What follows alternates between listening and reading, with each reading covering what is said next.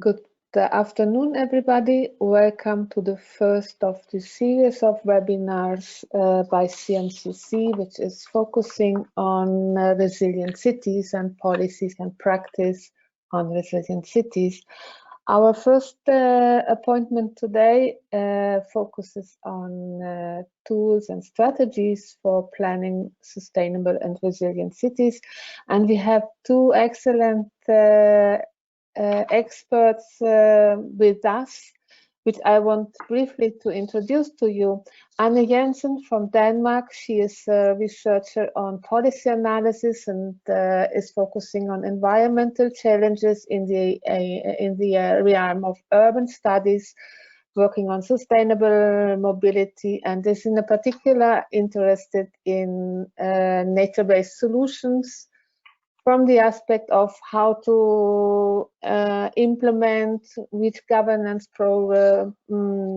problems are to be tackled and which governance structures can help to implement these different strategies. And our second speaker is Piero Pelizzaro. He is the Chief Resilience Officer of the City of Milan within the former 100 Resilience Cities initiative, which is now shifting to the No Global Resilient Cities initiative. He's responsible for establishing and implementing the city's resilience plan. Okay, he was a co-founder of Climalia, and which is a consultancy working on climate resilience and climate policies, while Anne is working in Aarhus University, near to Copenhagen. Thanks. And then I want to briefly introduce to you this series of, may I present now? Okay, so, oops, sorry. The series of webinars CMCC has initiated, and this is our first appointment, is aims at creating a discussion on with experts from different professional fields on the experience and perspectives of urban adaptation and climate resilience. And we want to cover a series of arguments around these policies and implementation issues in this field. The webinars, all webinars made by CMCC function in this way that they will last more or less 1 hour with 30 minutes of presentation, and 30 minutes of discussion. Participants can post their questions in the question panel, and I will select and propose them to the to our two experts, and in this way have a further half an hour of discussion. Just a brief introduction on what and who CMCC is. We are a foundation which is working on very much on climate modeling and other types of modeling and the interactions of these modeling outputs. Everything is focusing on the interaction between the climate system, the Earth system, and the society. And the aim is to provide a sound foundation for informing adaptation policies and climate policies, not only adaptation, sorry. We are 9 research divisions with very different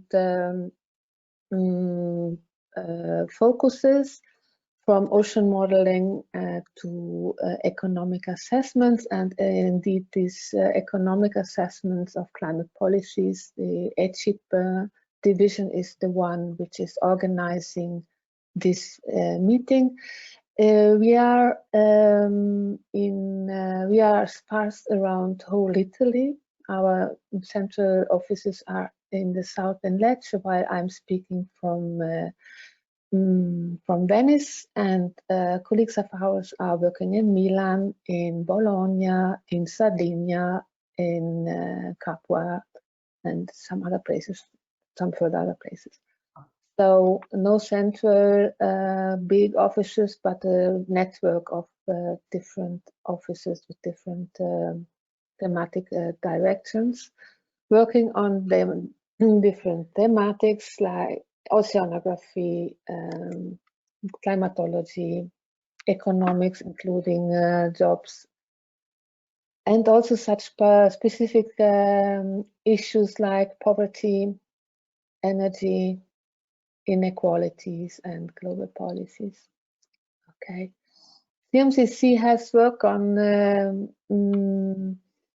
urban issues in different of these departments. There is one department, the one in Capua, which is working on climatology. They have regional climate models, and are also working on modeling for the urban context, which is a very climatology working on the urban context, which is quite difficult because it's a very detailed form of climate modeling.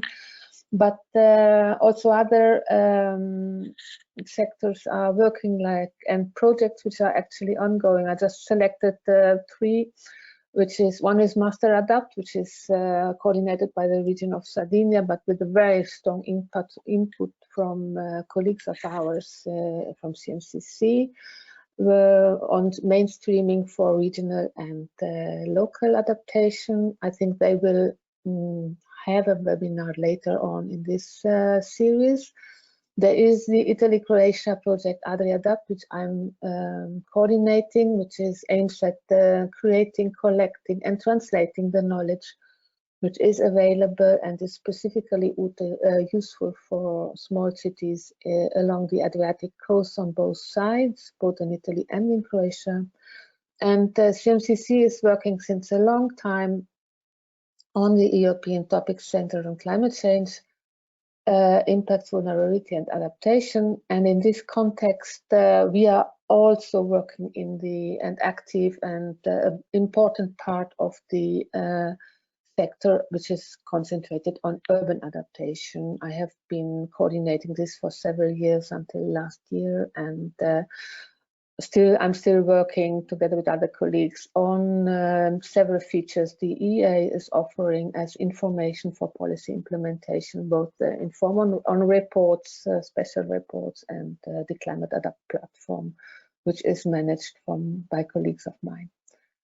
Okay, as I said before, now I will give the floor to Anne Jensen as the first of our 2 experts.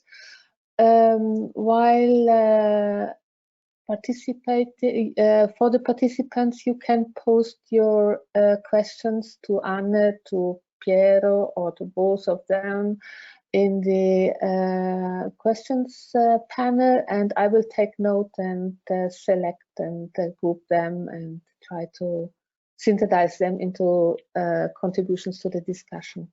So I give the floor to Octavia will give the floor to Anne now. Thank you. Yes, and thank you very much for this opportunity to talk about urban transitions and policy and governance and nature-based solutions. And my presentation is titled Climate Change as a Crossroad, Nature-Based Solutions and Urban Sustainable Transitions. And my name is Anne Jensen, as Margaretha said, and in this, I'm from Aarhus University, Department of Environmental Sciences. And in this presentation, I'll talk about some of our research that we do in a Horizon 2020 project, the ReGreen project, which is about nature-based solutions. So, first of all, urban governance across the world is struggling with major challenges, as we all know, and how to manage these. And these, of course, most prominently include climate changes, mitigation, as well as adaptation. but also urbanization as such and rising social inequality in the cities. And climate change increasingly is showing how it threatens well-being and growth in cities if it's not managed. And this aspect is amplified by equally rising challenges of air quality becoming even worse and health threatening, of deteriorating water quality and scarcity and loss of biodiversity across the cities and beyond the cities. Furthermore, that the social equality, cohesion, and inclusion, social inclusion in the city, which becomes more evident as some of the building blocks that a good city stands on and how it can develop further. And this jointly exposed flaws in the capacity and toolboxes of urban governance, which is some of what I will address here. So we have urban policy institutions that seek innovative approaches and ways to meet the complex challenges, while at the same time guiding urban developments towards desired future cities. And this, in many cases, includes co-creation with different societal actors, and even more a rethinking of how to manage complex and major challenges like the ones I mentioned before. And this points towards sustainable transition at a scale and a scope in the cities and local communities, which has not really been seen before as post-carbon green transitions. So in this presentation, I'll address how nature and urban nature-based solutions can promote innovative urban governance and stimulate sustainable transitions. Yeah, and the outline of my presentation is, after this introduction, I'll talk about governing climate change adaptation and other major challenges, because the setting is governance, urban governance here, and then about urban nature in policy and planning, and how this stimulates innovative governance with NBS, nature-based solutions, and urban experiments.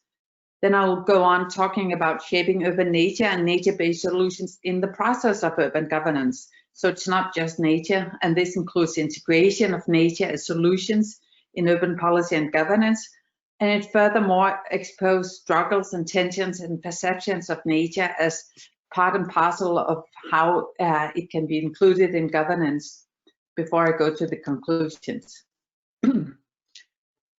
So urban governance is close to local issues and implementation much more than at national level. It's close to the city itself and its people.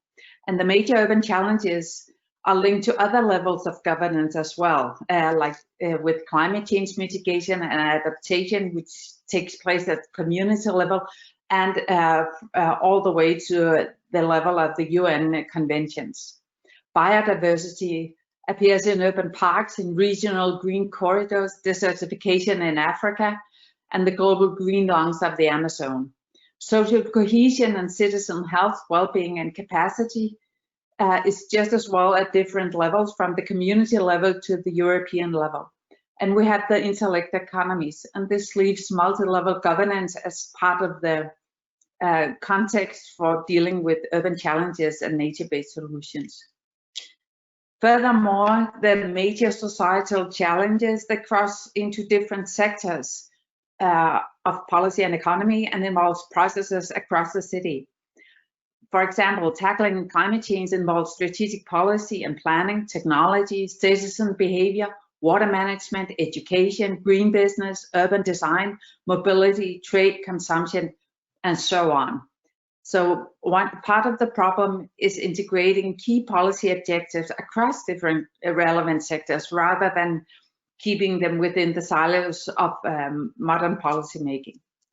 So governance, which includes networks and perspectives and capacities from multi-actor positions. And these include the experts in multiple policy areas, citizens, associations, businesses, and knowledge institutions. And it leads to co-creation and participatory processes as at the center of how to manage urban challenges. And this is the network governance that you know. So going on to urban nature, how this is included in policy and planning. Then nature in an urban and at a peri-urban scale.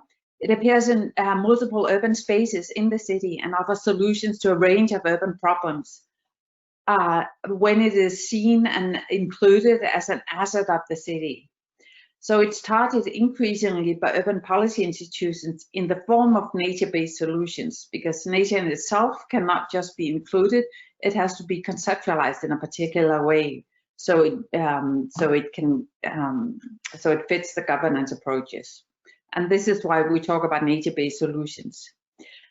And governance here conceptualizes urban nature with its risks and benefits and the redesign of policies in ways that can take advantage of the values that nature offers. And in this sense, it links to the perspective of ecosystem services, and it's also integrates the living aspects, something that is emerging and changing along the way, which is a novel part for urban policy design. And the different solutions that nature and the benefits of nature can offer cities cover a wide range of topics, including climate change, adaptation and mitigation, biodiversity, air and water quality, health through clean air, water and physical activity, and also mental health, recreation. It includes livable spaces and belonging placeness, which can be stimulated by urban nature. It can build social capital and community cohesion at local scale and at urban scale. And it can promote sustainable mobility through stimulating walking and cycling in the city. And furthermore, it's something that crosses sector policies in the interaction with urban actors. So nature and urban nature is in the form of nature-based solutions, seen as multifunctional and with something that can offer or that offers co-benefits to the city. So nature-based solutions from a governance perspective is a multidisciplinary thing. It covers ecology and biophysical aspects of the natural environment, social aspects of being in, perceiving and experiencing nature, health aspects of well-being and clean environments, urban policies of how to govern which nature and how to promote the synergies between multiple benefits for livable cities, city spaces and green businesses. So the risks and amenities of nature has to be seen in the context of the city, the particular city in which it appears. So going on to shaping nature-based solutions in innovative governance, then governance, the nature-based solutions when included in governance is a processual aspect. It offers solutions and benefits that emerge in the interactions with the nature, by the interaction stimulated by policy, experts, businesses, and especially urban citizens. And it's very much linked to the perceptions and values and practices of urban actors, including citizens and communities, that makes nature appear as something specific in the context of the city. And furthermore, it's processual in the way that it is included through participatory processes and processes of co-creation among different urban actors. So in this way, nature is framed in a particular way when it's included in the governance of the city and the development of the city. At the same time, there's a very key aspect of urban nature, which is that it's a limited resource, because the land is scarce in cities where you have competition of territory, and the policies that promote specific benefits or solutions, there are resources for a limited number of policies to be implemented, and it's designed, and these policies are designed to benefit particular aspects of nature in the face of particular policy objectives. So to include nature-based solutions in urban governance, it places novel demands to the policy institutions. These concern policy integration and integration of other levels of policy making, which stresses specific aspects of urban nature. It requires innovative forms of participation that has to be adjusted to the specific nature and how it's integrated in urban everyday life and businesses and urban design. And it calls for experimental approaches, life-size experiments where different objectives and initiatives are tested in the interaction between nature and urban actors. And in order, however, there's also a very key aspect about urban nature that concerns how you actually benefit from it. And if we take the example of green and blue spaces, the ability to benefit from nature is not equal among urban actors. For citizens, this also requires access to these spaces and the capacity, skills, and knowledge about what you can gain from it and how you actually make most use of these green spaces to promote your well-being, your mental health, and your physical health. So in this sense, it links to social equality and especially health equality among the urban population. This also shows or stresses how power and tensions are part and parcel of governing with urban transitions that are based on nature-based solutions. Because there are conflicting perceptions of what is nature and how is it included and benefits the city, whose interests are actually promoted by these kinds of policies. Which values are the policies and interactions with nature based on? What kind of activities will promote it? And how do we prioritize between different, not only different policies in the city where, for example, roads and kindergartens also need attention, but also between the different assets of nature, urban nature, that can benefit the city. So it's and this also promotes and manages linkages to other urban policy areas and other policy levels, and it integrates the multiple actors and their perspectives and values in making and implementing the policies that are based on nature-based solutions. So in conclusion, we can say that urban nature offers novel approaches to transitioning, because with the experimental governance, you address some of the key features of how modern societies and modern cities are structured and what drives them forward, and the benefit and the barriers and the enablers that are for making fundamental changes. Furthermore, the nature-based solutions have a range of co-benefits that can be included in a holistic approach to how urban challenges are met and managed. And it integrates a range of urban actors. And if this is included in the policy designs and in the way policies are made through, for example, experimental governance, then this can also integrate some of the marginalized citizen groups and the hard-to-reach people that are the most vulnerable and that experience the social inequality. And furthermore, this can lead to learning in policy institutions and novel forms of governance, and a continued basis for learning as new challenges emerge with the we don't know how big changes the climate change, for example, will make in the city. And furthermore, it exposes and puts at the forefront some of the tensions and conflicts and framings, and by this, the power aspects of governing the city that through integration of urban nature can be put forward as a site for developing new aspects rather than being struck by subtle power exercises. And the framings are at the forefront too, because in urban governance, the perceptions, values, and interests are part and parcel of making the policies, designing and implementing them.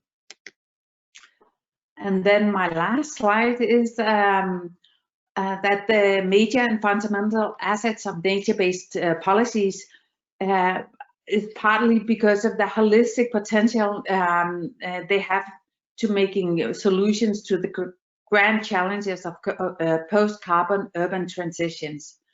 And nature-based solutions in urban policy and planning has the potential to offer transition pathways through the multiple actors, sectors, policy integration across sectors and policy levels and across societal actors. And in this way, nature-based solutions can, at the level of cities and in the perspective of urban governance, stimulate experimental governance approaches that are based on co-creation and inclusion of diverse groups of citizens and urban actors, and stimulate a processual perspective of the city and an acknowledgement of power aspects and tensions in the diverse and heterogeneous city. Thank you very much for your attention.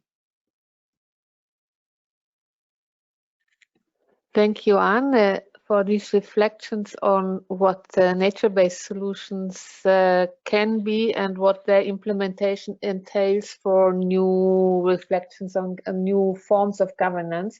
I think Piero is an ideal complementary expert for that, because it's, I think, what he's trying to implement in Milan. I give the floor to Piero Pelizzaro, please. Hello, good. Sorry, something happened. Most of us can. Yeah. Good afternoon to all of you, or have a good lunch. Someone is having lunch at the moment. I'm Piero Pelizzaro. Can you see my screen or not yet? No. Yes. Okay, because I cannot see. Sorry. Yes. Here we go. As Margaretha say, I'm the Chief Resilience Officer of the City of Milan, and what we are doing now is we are working on city resilience strategy that was supposed to be under evaluation over February in the City Council, but due to the emergency, that will be postponed for a while. So, as you know, we are, as maybe not, we are part of the so-called 100 resilient cities. Now it's the Global Resilient Cities Network that was renamed and launched last November at the World Urban Forum, last February at the World Urban Forum. And we are part of this since 2015, and we are in the phase of reframing the resilience in the city. When we start working on resilience, we had started with a preliminary resilience assessment. The preliminary resilience assessment it's focused on 6 main areas: Milan and water, living Milan, cool Milan, circular Milan, safer, and next us. That's why we keep this information. We keep these 6 areas. A brief overview on Milan, and that could be helpful to going through this this presentation. Milan is a city with 1.4 million people, 181 square kilometers. 2/3 of the population are basically single. Doesn't mean people going out to find a boyfriend or girlfriend. Single is meaning family with only mom and daddy and kids. Is meaning elderly. Is meaning a lot of students. We have 250,000 students within 11 universities, public and private, or workers that are living alone. And this makes the population, especially this 2/3 of the population, really high exposed to the impact of climate change. On the other end, the city of Milan has 2 main impacts of climate change. One is that since 1951 until 2017, the city has seen an increase of the temperature of 3.3 degrees. So it's almost double than the global scale. On the other end, the city has not a lack of water or water scarcity, but we suffer too much water. This is due to the economic crisis, 2008 and 9. A lot of industry were closed, especially water intensive industry, and so the underground water come up. And so we have too much water also due to the fact that the extreme weather event were increased.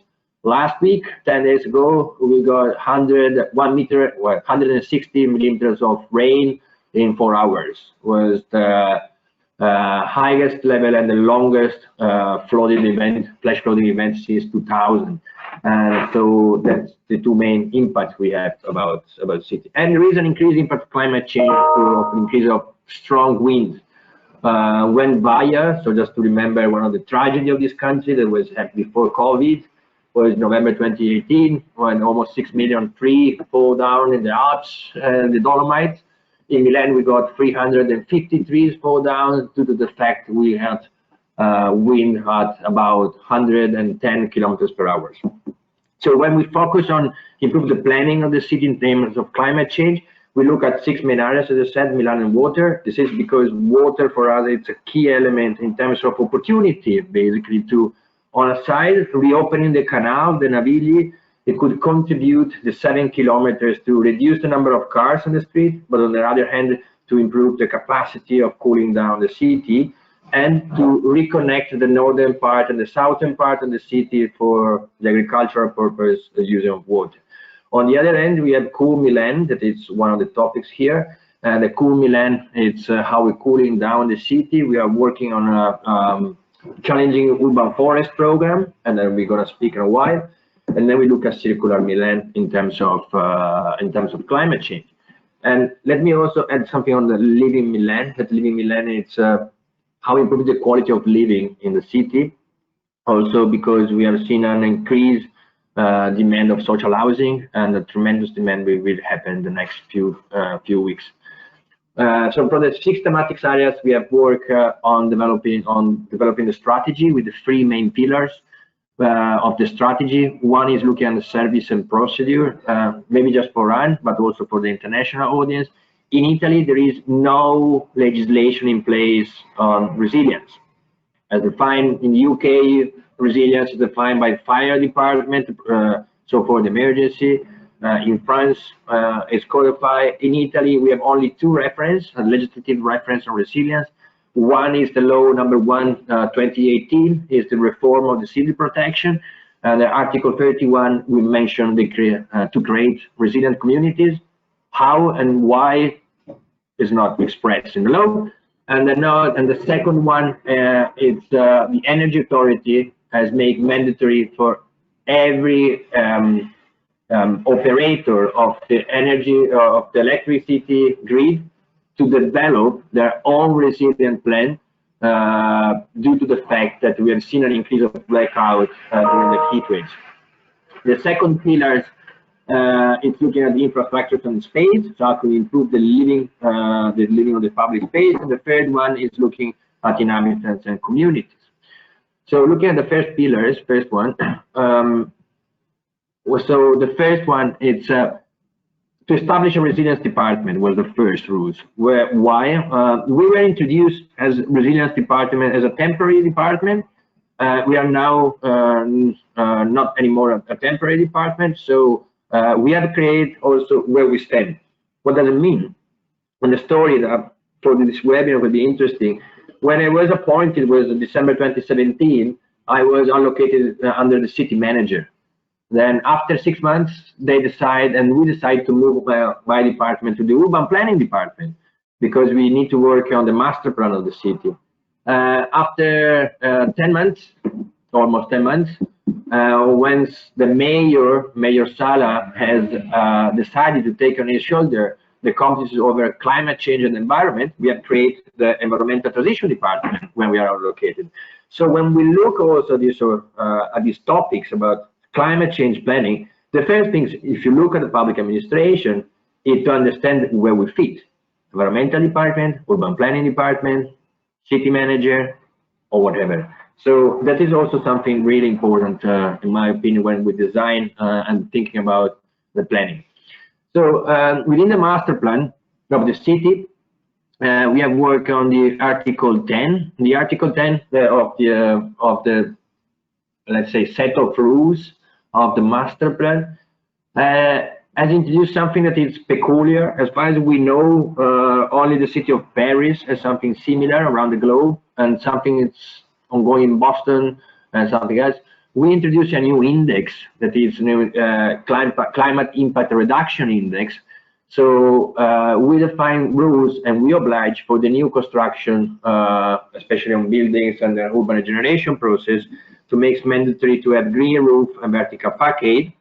On the other end, we also has made mandatory to pave or improve the green areas in the area around. But this index is also quantifying and looking how this could contribute in terms of temperature reduction and better improve the drainage, the capacity of drainage, the water of the city.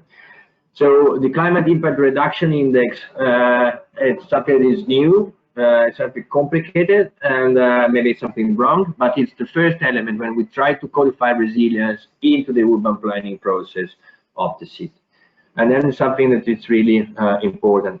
Look, also in this in the climate impact reduction index, there is something that is important. If you as a developer, you don't have the capacity to integrate the greening in the building or in the area surrounding the buildings, you can monetize. So you can give money to the city, and this money will lead and will be used by the city administration, by us, to invest in the Forestamine. And the Forestamine is the 3 million tree program that we want to reach before 2030 in the metropolitan area of the city of Milan.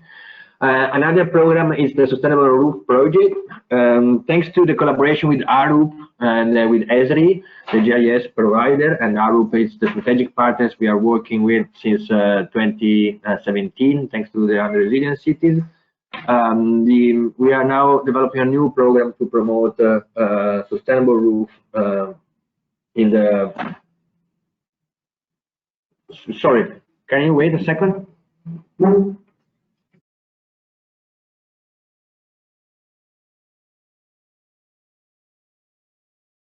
Hi everybody. While sorry. I got an issue with the house. Sorry for this. I'm really sorry for this. So the Sustainable Roof Project is to define how we can promote. We have 14 square meter, 14 million of square meters of potential roof in the city. We define 5 different kind of roof.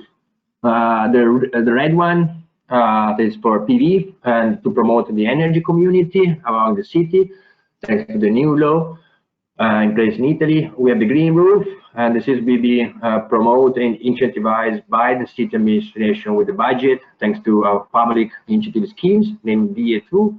And on the other end, we also partner with the City of London and Hamburg in a natural-based solution program named Clever. And we are implementing demonstration program. Plus, we got initiatives in terms of supporting in planning and designing, not to realize, but to design the green roof, thanks to our partner Ambiente Italia. On the other end, when we look at the city, we always think about city administration, but we also have private partners. So we have launched a partnership together with the Asso Lombarda, so there is the Industrial Association of Lombardy and for Milan, and the Polytechnic of Milan. Here, that comes from the private sector. We try to convert to integrate the idea of security that normally have the industry. For industry, security is meaning a lot of worker security, is looking at the chemicals being used in the production, but they never think about the safeness or the safety of their industry in improving the capacity of better design the public space around the industry. So together with them, we are promoting a public-private partnership in making the private investing together with the public in better manage road and green and blue infrastructures, because if we manage this part, they will be more safe and we can guarantee the business continuity of a city as the city of Milan that produced the 11% of the GDP of the entire country in Italy. So if the city of Milan has stopped, which meaning that we make risk 11% of the GDP of the country. And now that makes also important for us to have a business continuity for our private sector and for the country. On the public space, and try to go faster and to the end, so I don't want to take too much time. We have a program. We launched, well, we have two programs now. The first one was Piazza Aperte. Piazza Aperte is a program of tactical urbanism, and then you can see how it looks now. At the moment, we have 7 in this kind of place, and we are going to make other 65 public space like this in the next 12 months. And here for climate change, there is some element. This is temporary redesign of the city. This place, this square that you can see in the picture, is going to be a complete, not anymore makes temporary, but defined over next autumn. But here we have to keep some attention for the design. We got the trees, but then we also got the mic, and then we have the yellow and the white booths there. And why we got white and yellow? Because that it help us to contribute to reduce the heat island effect. So improving all this kind of color, the street has Athens did, as Paris, as New York, LA has did, is also for us. It's a way that we are doing climate change planning or sustainability planning without quoting climate change and sustainability, but quoting that this is something for people. And I think this is a key element in communication. Sometimes when we look at climate change and sustainability, we push it. We need to be at the top of the keywords, at the top of the tweet, on our mayor, because we are doing something for climate. But if you do something for people and making also for climate, I think it's even more efficient, and that's what we are. At the moment, we have a second program. It's named Strade Aperte. Strade Aperte comes thanks to the COVID somehow. If we can say thanks, that is not maybe the proper word. But Strade Aperte is the new program. We are designing and realizing 35 kilometers of new bike lines. The first 5 kilometers already done. And this new bike line, the Strade Aperte, is not only about bike line. We are improving and creating a more number of zona 30, so it's the limit is 30 kilometers. And then we are creating new pedestrian areas, especially in front of the school. Why we are doing this? For the air quality, yes, but there is another topic for us, that cars are also one of the reasons of heating in the city. If you measure the temperature of a car, thanks to the Polytechnical, we have made this calculation, we have worked on this, you can realize that a car park is measuring 70 degrees over July. So having less cars is not only to improve the air quality, but also is to reduce the impact of heat waves and to reduce the impact of heat island in the city. So all these things, and I'm going to conclude, all these things, it happened because there is a political commitment, and the mayor is also leading the C40 task force, for example, on the COVID and also the climate change adaptation working group. There is a well-organized cross-sectorial work among the bodies of the public servant. We have created one, especially table is named Officine Urbane. Officine Urbane has a joint initiative between the Urban Planning Department, the Mobility Department, the Environmental Department, the City Resilience Department, and the Facility Management Department to improve the quality and the capacity of planning where all the different elements are considered, especially the climate change and the sustainability in general. So, and then the third one and the last one, that I think is the most important, is that Milan has an incredible community where people, association, and private companies and public administration, they are sometimes fighting, as the Milanese Brutito always mentioned, but on the other hand, they have a common vision to rethink the city and to make this city a better and quality place to live for all the ones that they were come from all over the country. We got 40,000 people coming here every year to live, and we need to guarantee them a living quality of living in general. Thank you very much. Thank you very much. Good illustration on what Anne illustrated on a theoretical basis. So what does it mean to implement a resilience strategy, which is also includes nature-based solutions and practical solutions, which while improving the living conditions in the city, also tackle climate change. Okay, I now need to go back to the questions. They were not so. Okay, so I'll start with the first, with one very practical question for Marianne Janderson. What is the incentive mechanism for altering roofs in Milan? How is this designed? This is for you, Piero. I don't get the question, sorry. How is the incentives mechanism for greening of roofs designed in Milan? Yeah, well, we are working, we allocated 20 million euro for energy efficiency, but there is different kind of incentives. You will get, once you get realized, so once you pay, you get back 5% if you change only the boiler for the thermal heating, 50% if you make the insulation and the boiler, 25% if you do boiler, insulation plus green roof. And then this kind of 25%, this 25%, where it was before the 110% new discount, you can add it on the top of the 55% come from the national government plus the eco bonus. So basically, we were capable to cover 85% of the cost of a retrofit of the building, including the green roof. This is on the existing building. On the new building, there is in the process of the master plan and the revision of the building code to make it mandatory for all the new buildings. May I add up another question to that? How do you deal with so-called condominio, so shared buildings for this type of finance? Well, the condominio, the building, the assembly has to approve the intervention. And we had some good experience, so we are supporting the same model. Within a EU funding project, Sharing Cities, we are implementing a preliminary co-design process within with the building.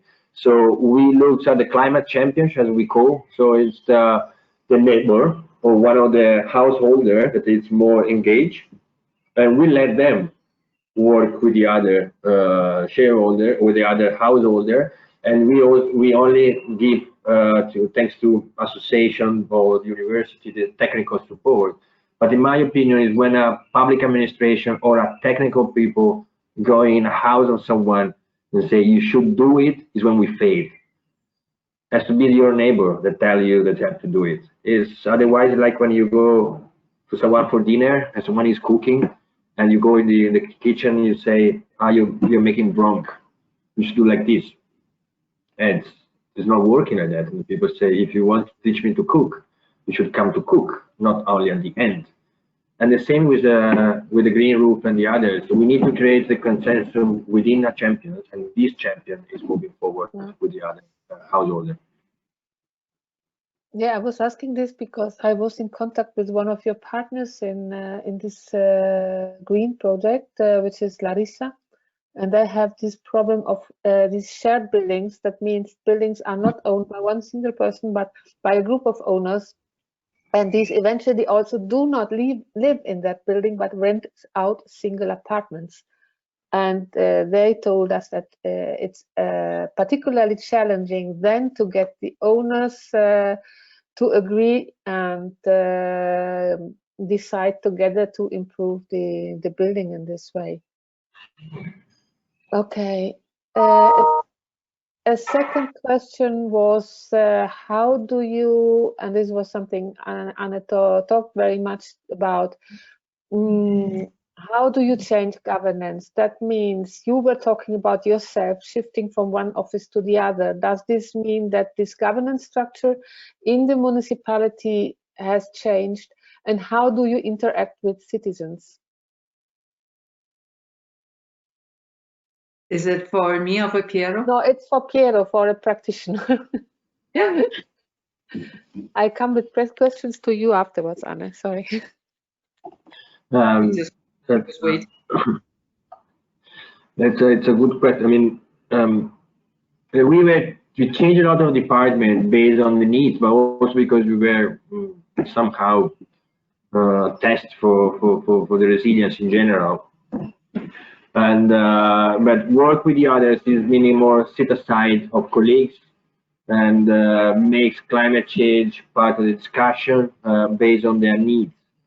So we are more a supportive department than an implementation department. And somehow we are not implementing nothing because at the end of the day, is the green department planning, the mobility department is doing mobility, the urban planning is doing the work, the housing department is doing housing department.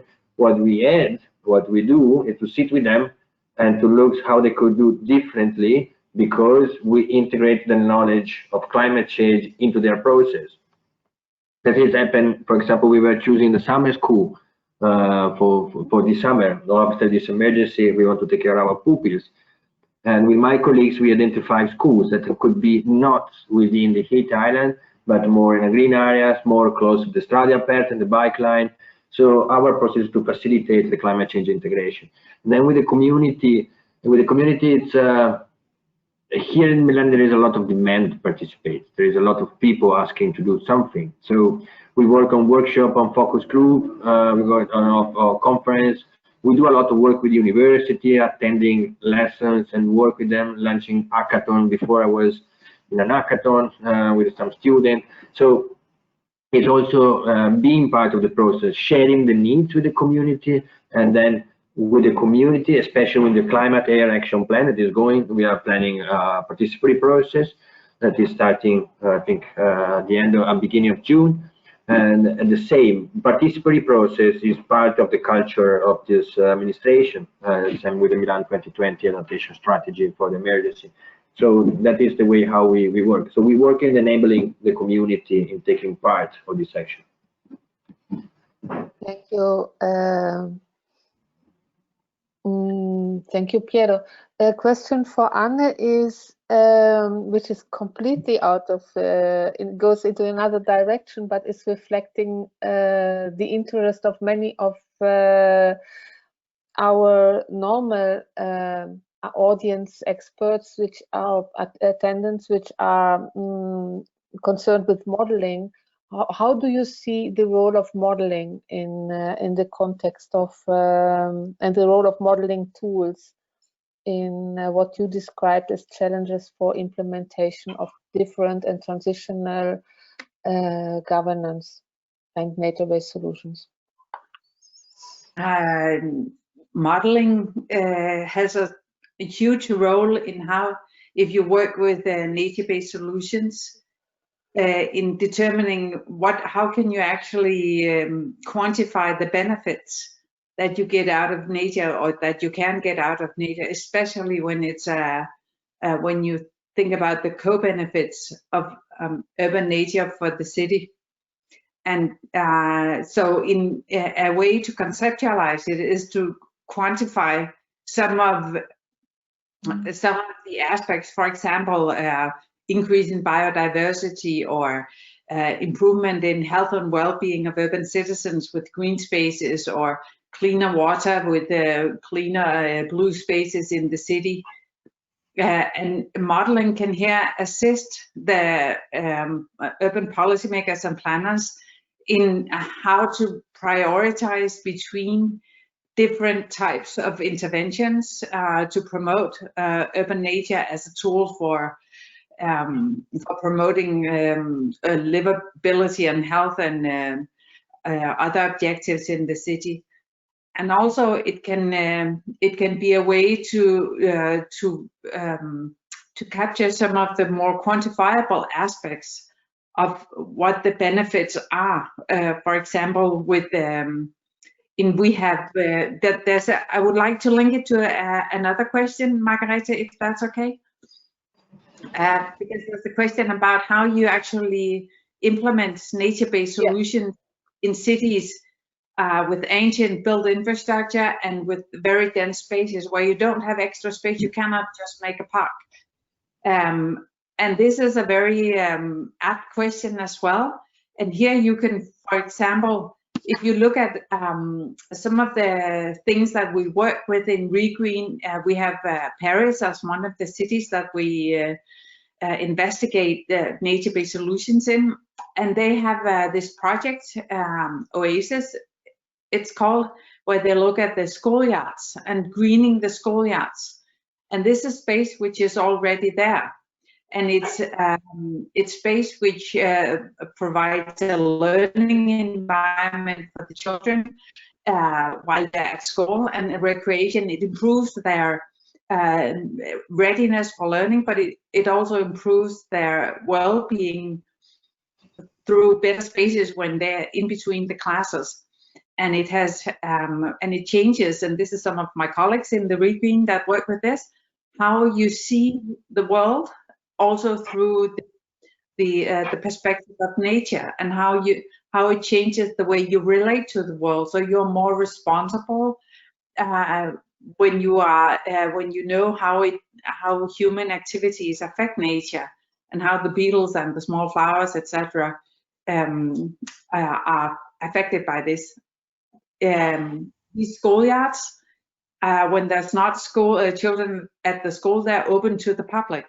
So these are spaces that are already there and already used, but they're reorganized and redone.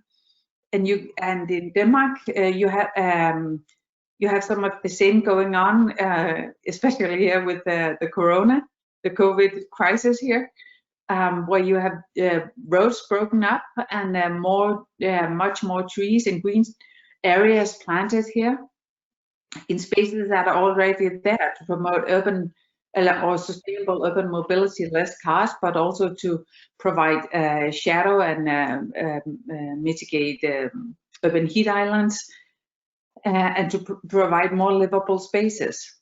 And in doing this modeling, what the trees, for example, in the road can provide, it's not just shadow, it's also that they are part of cleaning the air, and this needs modeling. And as a decision support tool, the modeling of the benefits that you get out of urban nature is invaluable for most urban planners and policymakers.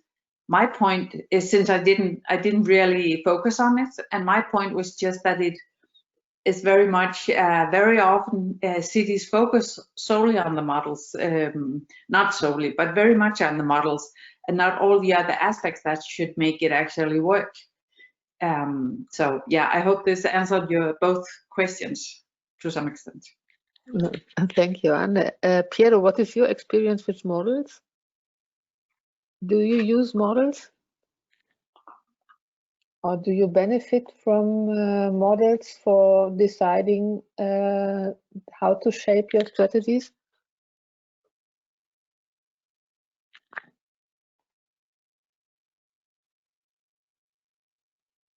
Yeah, we benefit from models more than we use. Well, mobility, my colleagues and Breil are using more models than us. With climate change, as you know, we don't own climate data, so we need to work with the ARPA, so the Environmental Protection Agency, the Regional Environmental Protection Agency. We have different talks and use a lot of the CMCC work. We are working on the safer places in terms of flooding, so we are benefit more on this. We use a lot of models coming from the NOAA, the National Observatory of Athens, because they were partner of the Global Resilient Cities Network. So, and for example, now Anne was speaking about the schoolyard. We also copy and paste Paris schoolyard, that we are doing the same Milan School Oasis program with the schoolyard. And to do that, we use models in terms of looking at the climate impact and so on, developed by the ARPA and by some data we're using from the CMCC, some from the Copernicus. So we benefit more than models. Okay. I think There's so many questions now, very many of them on details, on very interested in your practice experience, Piero. But I would like to conclude with two questions which are connected. The first one is, do NBS pay out? And the second one, which for me is connected to that, is how do you ensure the inequality doesn't increase in the cities when creating sustainability initiatives? For example, when you're creating a nice communal area, property prices or rents increase, and this would push out people with lower incomes.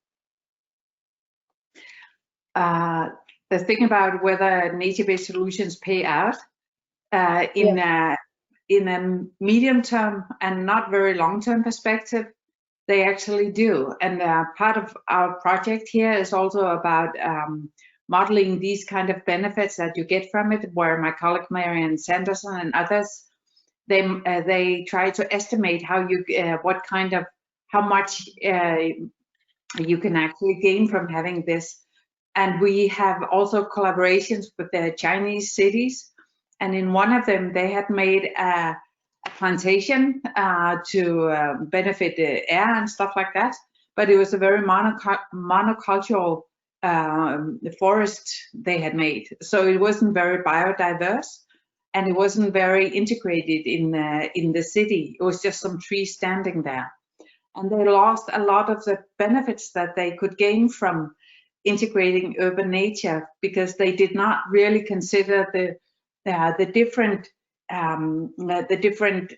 aspects of the benefits that they provide. So when they changed it, it was actually paid back through also cleaner air. Cleaner air is one of the major challenges that has a lot of health effects, and if you calculate that kind of effects too, that kind of benefits from urban nature, then it is paid back in not a very long time. Yeah, this on a general consideration of benefits. The second question goes more into that direction of how, for instance, the city of Copenhagen has made its cost-benefit analysis when deciding on the stormwater system. And they calculated the increase in property taxes the local authority would receive because of increased number of green areas. That means property prices are rising and the local authority will have more money. This leads then on the other side to what the question pointed to, that green areas might be a problem for low income households. As areas become more attractive for middle class rather than lower class populations, and rents are rising, so people might move out, which might be the most in need of these measures. But this is it's also a way of how you see the problem, because it's not so much a problem of the green spaces, it's more a problem of rising income taxes for real estate property. And if you keep more different types of housing, where there's also space for low income families, and where there's also space for students and people who don't have the money, then it's more about how can they gain access to the green areas. So these green areas are not concentrated where the wealthy housing is, but is around the city, and you can, and if you it's very loop-sided at the moment, so it's a very apt question how it affects the different population groups. But it's also something how you can actually take advantage of it, because when you go to a park and see who actually goes running or cycling there and do exercise, it's there's a socially loop-sided as well. Can I add something on this? We had in our climate action plan, we are looking at the climate gentrification. It's an issue. There is clear statement coming from New York. We've seen studies made in Copenhagen and Miami. Then when the green infrastructure are basically increasing the value of the property, and that makes gentrification. That's the case of several cities. Then I'm agreeing with Anna that depending on what you see, there is in my opinion, there is two different problems. One is the multi-level governance, because when you invest on the greening, then the benefit normally doesn't go to the investors. I mean, if I'm the city municipality, I'm not in charge of health, for example, so the benefit of having more green is going to the regional governments because they are managing the budget of health. Then on the same, when you invest on green, I make one green line and then make a new green street, let's say, then increase the value of the property. And as New York and London are studying, and we are looking at the different option there, is basically to increase the cost, the taxes over the housing property, because they said if you earn 4 times the value of your house because I invest €1, I don't want to take everything, but I need to rebalance because I need to have budget and money to better improve the quality of living of the poor people or the rural population on the other end. So there is an issue there, and it is how we settle and how we capture the value capture of an investment in the private on the side, and the benefit, the budget line for the different regional multi-level governance. But if we are trying to say that it is not an issue, that we are just avoid to say that sustainability, climate change, adaptation, or approach that we always go for good willingness has also negative effect. And the academia, sometimes we always try to avoid to look, and the academia, I'm including myself as was before, to avoid to look at the negative effect of climate change adaptation, climate change mitigation, sustainability, because we believe we are doing for a good purpose, of the good willingness, that we fighting climate change against the fossil fuel, for example. But we need to be careful attention on this, because yes, there is a lot of benefit of green. We totally agree for the quality of living, but looks that someone is taking advantage of a good willingness to improve the property value on this. And we need to balance to find a good solution. Maybe increasing the taxes is an option. Thank you. And I think this is a discussion I would be very interested to continue, because it's something we have already been working on also together with the EEA in 2 reports. One of these demonstrating how much health effects are related to social disadvantages in society, which was produced last year, if you want to have insights into that for the European context. I think we need to close now. Sorry for all those who did not see their question raised. Please, if it's very urgent, or if you want us to forward them to Piero or Anne, send them to us and we will forward them. Sorry for not having admitted them to the forum here. And now I hope I succeed in showing you my screen again. Oops. Can you see? Okay. Yes. Okay, so just 2 final remarks. Sorry, I should have told you before. First of all, that this has been registered. Sorry so much. I wrote it on the chat. I should have told you before. This is being registered, this webinar, so to allow you to go back to it on the YouTube channel. I also typed the address in the chat before, and send us the questions to webinar@CMCC. Don't forget to follow us. And the next webinars will be, there is one already this afternoon. No, where is it? There should have been one this afternoon on coastal modeling. I can't find the last one. Sorry. And this is the last one. Oops, the technology is a problem. The next webinar in our series on urban adaptation will be on the 3rd of June in 1 week and is on participatory policy development processes. And we have Katia Ferrari and Francesco Matteucci from Green Tech Cluster as our guests here. Thank you very much to all participants, to the two experts, and hope to see you soon again on the next of our webinars.